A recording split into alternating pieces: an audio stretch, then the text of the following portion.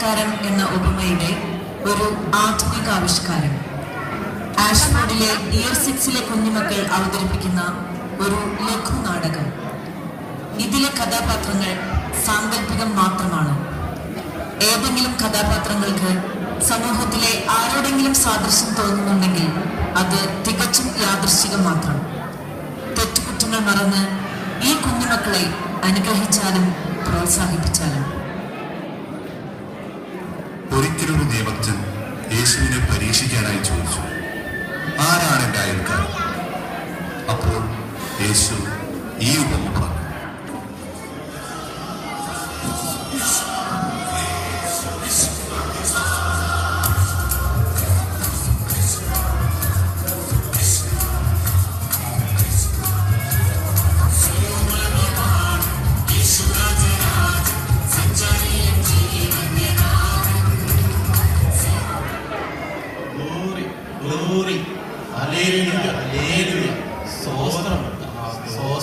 അല്ല പാസ്റ്ററെ, ഇന്നത്തെ നമ്മുടെ കൂട്ടായ്മയിലെ വചനപ്രഘോഷണത്തിന് വിഷയം എന്താണ്? സഹോദര സ്നേഹത്തെ പറ്റിയാണ്. സ്തോത്രം. നമ്മുടെ സോളമൻ പാസ്റ്റർ വാങ്ങിയ ആ പുതിയ BMW കാർ കണ്ടോ? ഓ, ഞാൻ കണ്ടു. ദൈവത്തിന്റെ കൃപ. സ്തോത്രം. ഇപ്പോൾ ദൈവം എല്ലാവർക്കും BMW കാറാണ് നൽകുന്നത്. സഹോദര, ഇങ്ങനെയൊന്നും ചോദിക്കരുത്. സ്തോത്രം. ദാ ഇത് കണ്ടു. ഞാൻ ഈ ബൈബിൾ പല പ്രാവശ്യം വായിച്ചതാണ്.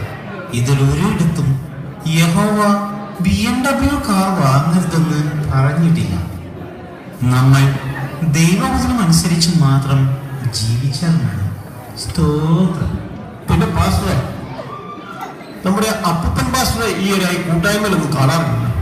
അപ്പോൾ സഹോദരൻ ഒന്നും അറിഞ്ഞില്ലേ? അദ്ദേഹം വേറൊരു സ്ഥാപിച്ചു. പുതിയ കൂട്ടായ്മയും തുടങ്ങി. എന്താ അതിൻ്റെ പേര്? IPC 300 എന്നോ മറ്റോ ആണ്. സ്തോത്രം. അയ്യോ, ഇതാരെ നിലത്ത് കിടക്കുന്നത്? ആരോ ആക്രമിച്ചതാണെന്ന് തോന്നുന്നു. വാ നോക്കാം. ശരിയാണല്ലോ.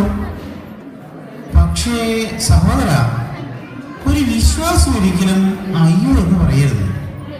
ഗ്ലോറി, സ്തോത്രം എന്നൊക്കെ പറയാവൂ. ഇതെല്ലാം പഠിപ്പിച്ചിട്ടുള്ളതല്ലേ. വാ, നമുക്ക് ഇയാളെ സഹായിക്കാം. നിൽക്കൂ സഹോദര, ഇയാൾ രക്ഷിക്കപ്പെട്ട ഒരു വിശ്വാസിയാണെന്ന് തോന്നുന്നില്ല. മാലയും മോതിരമൊക്കെ കണ്ടില്ലേ?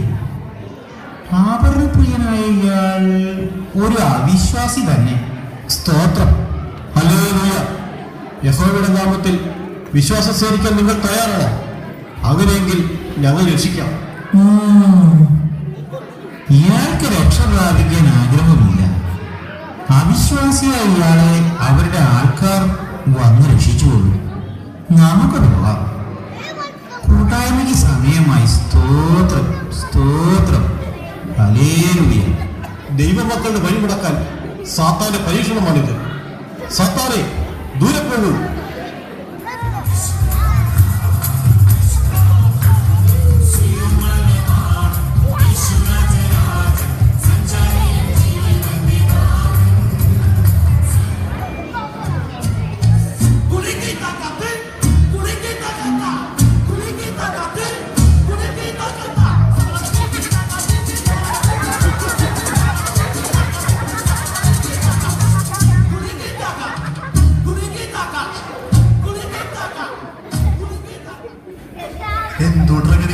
വീക്കെൻഡ് പരിപാടി കൂടണ്ടേ?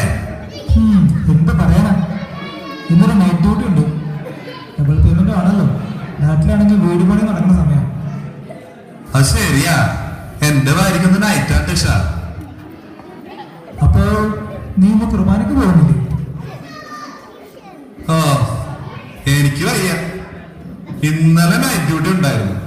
നാളെ ഒരു ഏജൻസി ഡ്യൂട്ടി ഉണ്ടെന്ന്. അതിന്റെ ഇടയിൽ പള്ളിപ്പോനെ എവിടെ നേരം.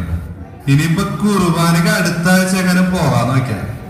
ഈ ഡ്യൂട്ടിയാരൻ നേരെ പള്ളി പെട്ടത്ര നാളെന്നറിയോ? ഗഡി അസോസിയേഷൻ പരിപാടിക്ക് ഞാൻ ഓഫ് എടുത്തണ്ടാ. നമുക്ക് പെടക്കണ്ടാ, നീ ഓഫ് എടുത്തണ്ടാ. ആ ഞാനും ഓഫർ എടുത്തിട്ടുണ്ട്. എന്തായാലും നമുക്ക് അടിച്ച് പൊളിക്കാം.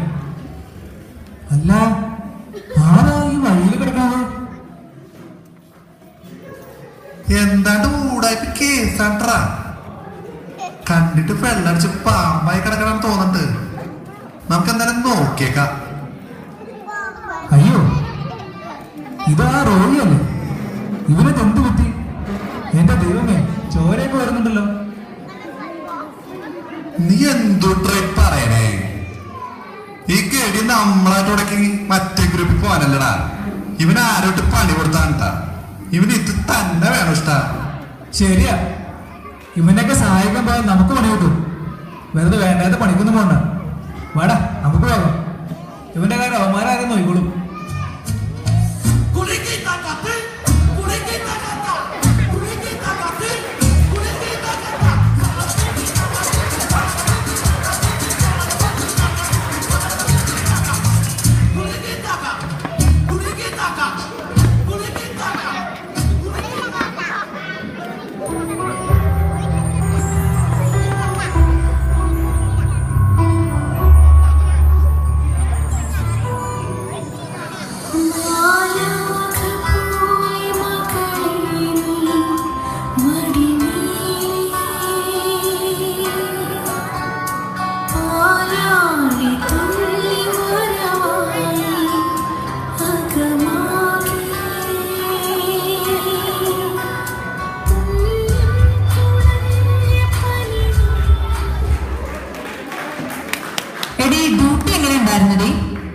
ഒന്നും പറയണ്ട, ഭയങ്കര തിരക്കായിരുന്നു.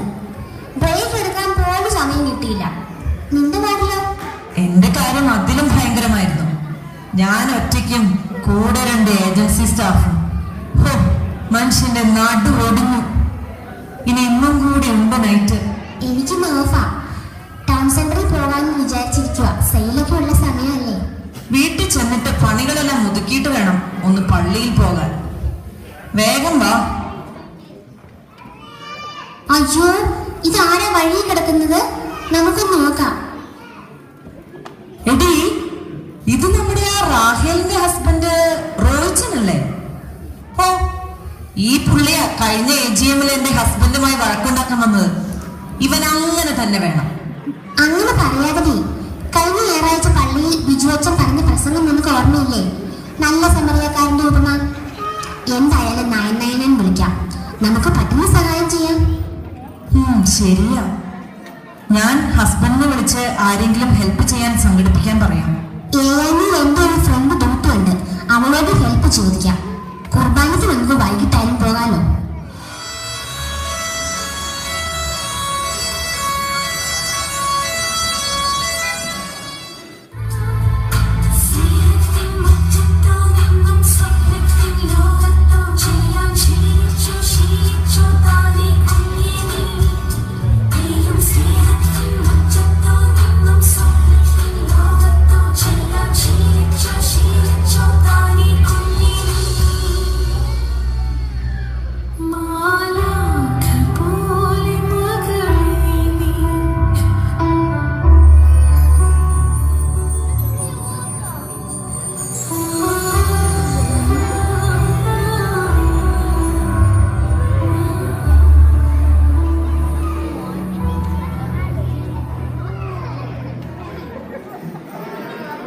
അനന്തരം യേശു അവരോട് ചോദിച്ചു, കവർച്ചക്കാരുടെ കയ്യിലകപ്പെട്ട ഈ മനുഷ്യന് ആരാണ് അയൽക്കാരനായി വർത്തിച്ചത്?